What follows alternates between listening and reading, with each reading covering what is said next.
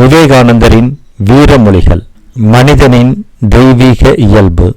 எனது லட்சியத்தை ஒரு சில வார்த்தைகளில் கூறிவிடலாம்.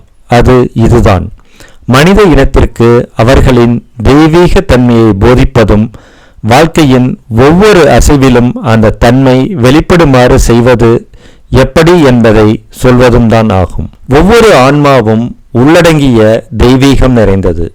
புற மற்றும் அக இயற்கையை அடக்குவதன் மூலம் இந்த அக தெய்வீகத்தை வெளிப்படுத்துவதே நோக்கம். செயல் அல்லது வழிபாடு அல்லது பிராணனை கட்டுப்படுத்துதல் அல்லது தத்துவ ஆராய்ச்சி இவற்றுள் ஒன்றாலோ பலவற்றாலோ எல்லாவற்றாலுமோ இதனை செய்து சுதந்திரனாக இரு. இதுவே மதத்தின் முழு உண்மை. கொள்கைகளும் கோட்பாடுகளும் சடங்குகளும் சாஸ்திரங்களும் கோயில்களும் உருவங்களும் இரண்டாம் நிலையில் உள்ள விளக்கங்களே. மனித இயல்பில் உள்ள வலிமையானவை, நல்லவை, ஆற்றல் பொருந்தியவை எல்லாம் இந்த தெய்வீகத்தின் விளைவு. பலரிடம் இந்த தெய்வீகம் மறைந்துள்ளது. உண்மையில் மனிதனுக்கும் வேறுபாடு இல்லை. எல்லா உயிர்களும் ஒன்று போலவே தெய்வீகமானவை. எல்லா ஆற்றல்களும் உங்களுள் இருக்கிறது. உங்களால் எதையும் செய்ய முடியும் என்பதை நம்புங்கள். நீங்கள் பலவீனர்கள் என்று எண்ணாதீர்கள். நமது ஆற்றல், நிறைவு, ஞானம் இவை அனைத்தும் எல்லையற்று வளர்ந்தே தீரும். எல்லையற்ற ஆற்றல், எல்லையற்ற உண்மை, எல்லையற்ற நிறைவு இவை நமதே. இவற்றை நாம் பெற வேண்டியது இல்லை, ஏனெனில் அவை நம்முடையவை. அவற்றை வெளிப்படுத்த வேண்டும், அவ்வளவுதான். நாம் எல்லாம் வல்ல இறைவனின் பிள்ளைகள், எல்லையற்றதான தெய்வீக நெருப்பு பிளம்பின் பொறிகள். நாம் எப்படி பூஜ்யங்கள் ஆக முடியும்? நாமே எல்லாம். எதை செய்யவும் நாம் தயாராக இருக்கிறோம். நம்மால் எதையும் செய்ய முடியும். மனிதன் எல்லாவற்றையும் செய்தாக வேண்டும். உன்னுள் இருக்கும் தெய்வீகத்தை வெளிப்படுத்து. மற்றவை அதை சுற்றி தாமே ஒழுங்குபடுத்தப்படும். ஒவ்வொரு மனிதனிலும் எல்லையற்ற நிறைவு அடங்கியுள்ளது, ஆனால் முழுவதும் வெளிப்படாமல். ஒவ்வொரு மனிதனும் புனிதத்தின் நிறைவை அடைவதற்கு வேண்டிய ஆற்றல் தன்னுள் அடங்கியவனாக இருக்கிறான். அல்லது உலகியல் சார்ந்த கண்டுபிடிப்புகளை பொறுத்தவரையில் ஒரு மாவீரனுக்குரிய சிறப்பை பெறுவதற்கு வேண்டிய ஆற்றல் தன்னுள் அடங்கியவனாக இருக்கிறான். நான் தாழ்ந்தவன், நான் பலவீனன் என்று நினைப்பதையே பாவம் என்றும் அறியாமை என்றும் நான் சொல்கிறேன். நம் ஒவ்வொருவரிலும் எல்லையற்ற அறிவு பரிபூர்ணமாக உள்ளது. நீங்கள் பாமரர்கள் போல் தோன்றினாலும் உண்மையில் அப்படி அல்ல. நான் கூறுவதை கேட்டு இப்போது உங்களுக்கு சிரிப்பு வரலாம், ஆனால் இதை நீங்கள் புரிந்து கொள்ளும் காலம் வரவே செய்யும். புரிந்து கொண்டுதான் ஆக வேண்டும். எழுந்திருங்கள், விழித்திருங்கள், இனியும் உறங்காதீர்கள். எல்லா தேவைகளையும் துன்பங்களையும் தீர்க்கும் ஆற்றல் உங்கள் ஒவ்வொருவரிடமும் இருக்கிறது. இதை நம்புங்கள், அந்த ஆற்றல் வெளிப்படும். மனிதன் நிரந்தரமான எல்லையற்ற மரணமற்ற ஆத்மாவின் தன் சொந்த ஆன்மாவின் பெருமையில் திளைக்கிறான். அந்த ஆன்மாவை எந்த ஆயுதங்களாலும் வெட்ட முடியாது, எந்த சூட்டினாலும் உலர்த்த முடியாது, நெருப்பினால் எரிக்க முடியாது, நீரினால் நனைக்க முடியாது.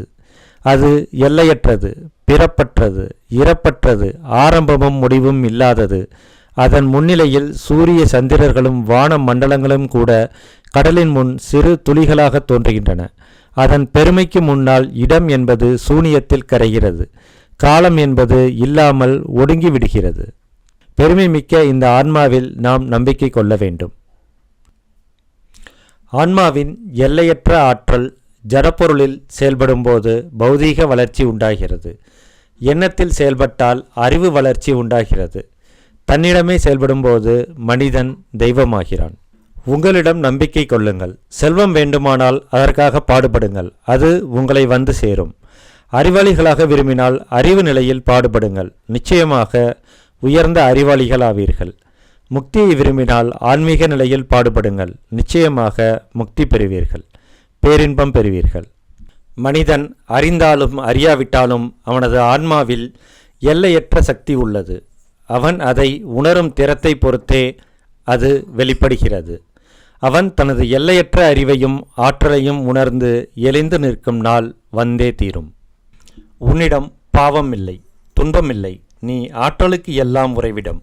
எழுந்திரு, விழித்துக்கொள். உன்னிடம் உள்ள தெய்வீகத்தன்மையை வெளியே கொண்டு வா. எல்லோரிலும் எல்லையற்ற பூரணத்துவத்தின் கரு உள்ளது. நல்ல எதிர்பார்ப்பு மனப்பான்மையையும் எல்லாவற்றிலும் நல்லதையே பார்க்கும் பாங்கையும் நாம் வளர்க்க வேண்டும். நமது மனதிலும் உடம்பிலும் உள்ள குறைபாடுகளை நினைத்து நாம் உட்கார்ந்து அழுவதில் எந்த லாபமும் இல்லை. எதிர்மறையான சூழ்நிலைகளை அடக்குகின்ற வீர முயற்சியே நம் ஆன்மாவை மேலே கொண்டு செல்லும். நீங்கள் உண்மையில் யார், உங்கள் உண்மை இயல்பு எது என்பதை அறிந்து கொள்ள வேண்டும். உங்களின் எல்லையற்ற இயல்பை பற்றிய உணர்வை நினைவு கூற வேண்டும். அப்போது தலைகள் எல்லாம் நொறுங்கிவிடும். ஒவ்வொரு மனிதனும் தெய்வீகமானவன் என்ற கருத்து நான் வாழும் ஒவ்வொரு நாளும் என்னில் மேலும் மேலும் உறுதி பெறுகிறது. ஆணோ பெண்ணோ எவ்வளவு மோசமானவராக இருந்தாலும் அவர்களிடம் உள்ள இந்த தெய்வீகம் அழிவதே இல்லை. எல்லையற்ற வலிமை கொண்ட ஆன்மா நான் என்று எல்லோரும் சிந்தியுங்கள். எவ்வளவு வலிமை உங்களிடம் வெளிப்படுகிறது என்பதை அப்போது காண்பீர்கள். அறிவே ஆற்றல் என்கிறது ஒரு முதுமொழி, இல்லையா? அறிவின் மூலமாகத்தான் ஆற்றல் வருகிறது. மனிதன் தன்னை எல்லையற்ற ஆற்றலும் வலிமையும் கொண்டவனாக அறிந்து கொள்ள வேண்டும். உண்மையில் இயல்பாகவே அவன் எல்லாம் வல்லவனாகவும் எல்லாம் அறிந்தவனாகவும் இருக்கிறான். அதை அவன் அறிந்து கொள்ள வேண்டும். தன்னுடைய ஆன்மாவை எந்த அளவுக்கு உணர்கிறானோ அந்த அளவிற்கு ஆற்றலை அவன் வெளிப்படுத்துகிறான். முடிவில் அவனுடைய தலைகள் நொறுங்கி விடுகின்றன. முடிவில் அவன் சுதந்திரமாகிறான். ஒவ்வொரு மனிதனும் முதலில் தன்னிடம் நம்பிக்கை வைக்க வேண்டும் என்பதை வேதாந்தம் போதிக்கிறது. நமது ஆன்மாவின் மகிமையில் நம்பிக்கையின்மையே நாத்திகம் என்று வேதாந்தம் கூறுகிறது. சந்தேகமின்றி பலருக்கு இது பயங்கர கருத்துதான். இது அடைய முடியாத குறிக்கோள் என்று நம்மில் பலரும் நினைக்கலாம். ஆனால் இதை ஒவ்வொரு மனிதனாலும் அடைய முடியும் என்று வேதாந்தம் வலியுறுத்துகிறது. பிறப்பதாகவும் இறப்பதாகவும் நாம் கொண்டிருக்கும் மூல கருத்துக்கள் எல்லாம் பொருளற்ற பிதற்றல்கள். ஆன்மா பிறந்ததும் இல்லை, இறப்பதும் இல்லை.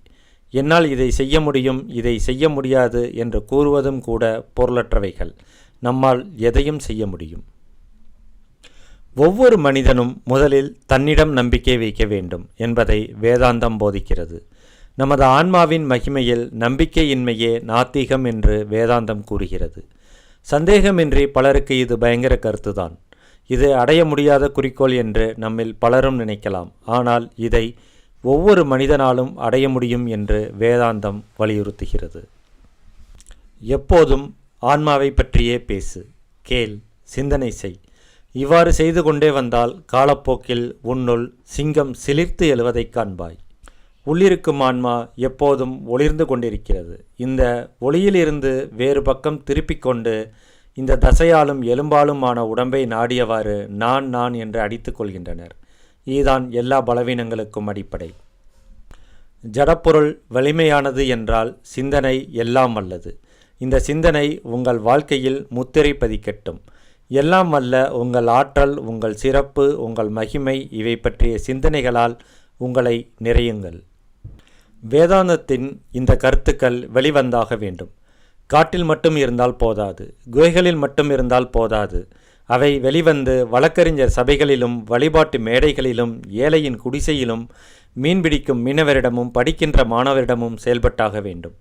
மீனவன் தன்னை ஆன்மாவென நினைத்தால் சிறந்த மீனவனாவான். மாணவன் தன்னை ஆன்மாவென நினைத்தால் சிறந்த மாணவனாவான்.